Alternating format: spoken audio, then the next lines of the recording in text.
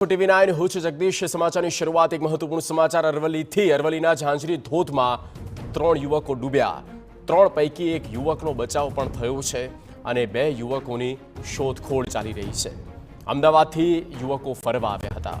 NDRF સહિત ફાયરની ટીમે શોધખોળની પ્રક્રિયા હાથ ધરી છે।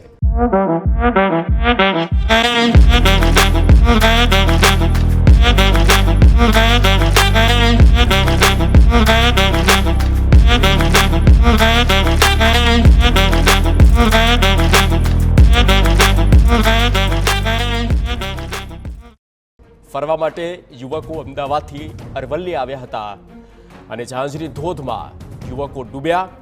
ફાયરની ટીમ દ્વારા, એનડીઆરએફની ટીમ દ્વારા હાલ તો શોધખોળની કાર્યવાહી આગળ વધારવામાં આવી છે।